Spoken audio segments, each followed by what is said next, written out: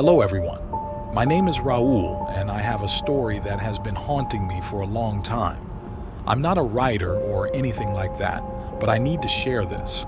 Maybe, just maybe, it will help me find some peace.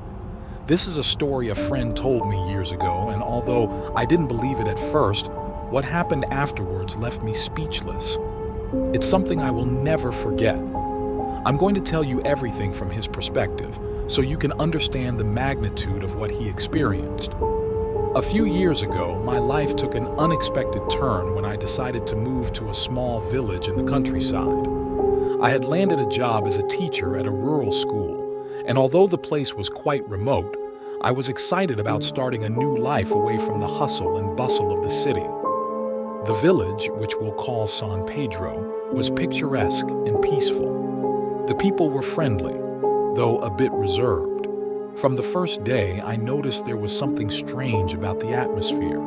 I couldn't quite put my finger on what it was exactly, but there was a constant feeling of unease. My first days in San Pedro were calm. I settled into a small house that the school had arranged for me. The house was on the edge of the village, near a dense forest that seemed to have no end. The view was beautiful, but there was something about that forest that made me nervous.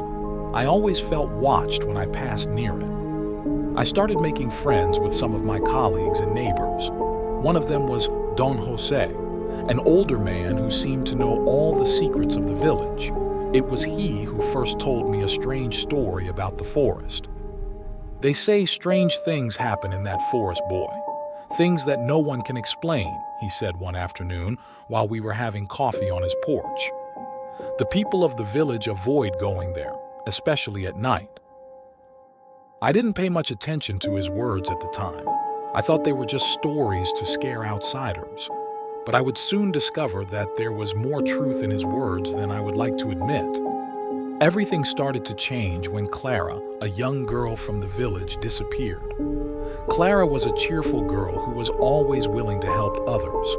Her disappearance shocked the entire village. The last time anyone saw her, she was walking near the edge of the forest at dusk. The local police organized a search, but they found no trace of her. It was as if the earth had swallowed her. People started to whisper about the legends of the forest and avoided the area even more than before. One night, while returning home after a dinner at a colleague's house, I heard a strange noise coming from the forest. It sounded like whispers, but I couldn't make out what they were saying. My first instinct was to get away as fast as possible, but something in me forced me to stay and listen. The whispers seemed to come from all directions. I looked towards the forest, and for a moment, I thought I saw a shadow moving between the trees. I froze, unable to move. Finally, the sound disappeared, and the shadow too. I tried not to think much about that incident, but the following days I couldn't get it out of my mind. I decided to talk to Don Jose about it. I told him what I had seen and heard. "Boy, you shouldn't be near the forest at those hours," Don Jose warned me with a seriousness I had never seen in him. "There are things we can't understand. Clara is not the first to disappear, and I doubt she will be the last." His words left me uneasy, but I tried not to let fear take over. However, things only got worse. I started having recurring nightmares in which I saw Clara calling me from the forest, asking for help. Her face was pale and her eyes were full of desperation. Every time I woke up, I was covered in cold sweat. One night, after one of those nightmares, I decided I had to do something. I couldn't keep living with that constant fear. I grabbed a flashlight and headed to the edge of the forest.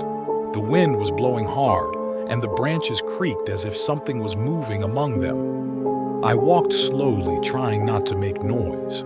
The whispers started again, but this time they seemed clearer, almost as if someone was talking right next to me.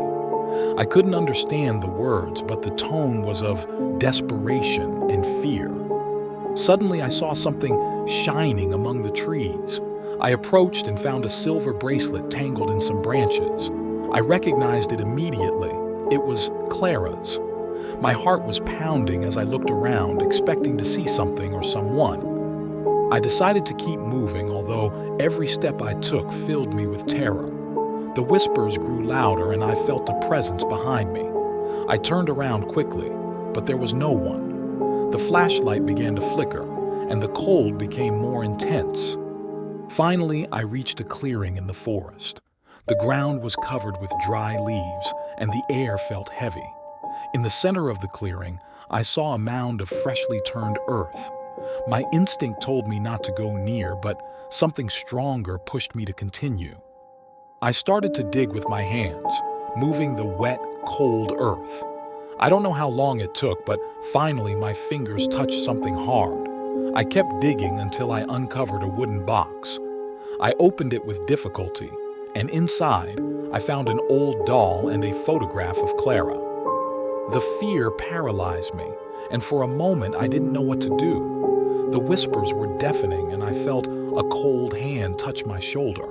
I screamed and turned around, but there was no one. I took the photograph and the doll and ran back to my house without looking back. That night, I couldn't sleep. I sat on the bed, staring at Clara's photograph. I knew there was something more in that forest, something I couldn't explain. The next day, I went to see Don Jose and told him what I'd found. "Boy, this is more serious than I thought," Don Jose said, examining the photograph. "We need to go to the forest and find out what's going on." That very night, Don Jose and I ventured into the forest. We carried flashlights and digging tools. We reached the clearing and started looking for more clues. Suddenly, Don Jose found another mound of earth. We dug quickly and uncovered another box. This time, inside the box, there was an old diary and a rusty key.